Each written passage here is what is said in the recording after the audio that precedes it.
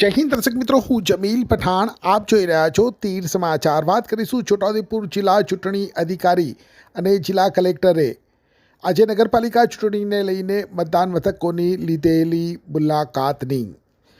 જી હા, છોટાઉદેપુર નગરપાલિકા ચૂંટણી માટે આજે મતદાન થઈ રહ્યું છે.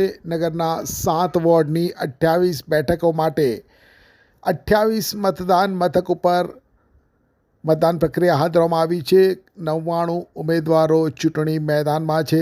21,767 મતદારો પોતાના મતાધિકારનો ઉપયોગ કરવાના છે. ત્યારે છોટાઉદેપુર જિલ્લા ચૂંટણી અધિકારી અને જિલ્લા કલેક્ટર ગાર્ગી જૈને આજે અલગ અલગ બૂથની મુલાકાત લીધી હતી.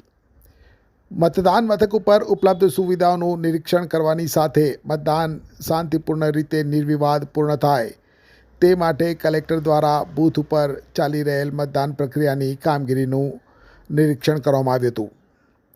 મીડિયા સાથે વાત કરતા શું કહ્યું જિલ્લા ચૂંટણી અધિકારી અને જિલ્લા કલેક્ટર ગાર્ગી જૈને, આવો સાંભળીએ. આજે છોટાઉદેપુર નગરપાલિકાનો ચુનાવ ચાલુ છે અને બધા બૂથ જે છે ત્યાં વોટિંગ ચાલી રહી છે. શાંતિથી વોટિંગ ચાલે છે. એમાંથી કેટલાક બૂથ વિઝિટ કર્યા છે. ત્યાં લોકો માટે બધી સુવિધાઓ છે, એમની કંઈ કમ્પ્લેન્ટ નથી અને શાંતિથી વોટિંગ પૂર્ણ થાય એવી રીતે એડમિનિસ્ટ્રેશન મારફતે બધા પ્રયાસ કરવામાં આવી રહ્યા છે. Thank you.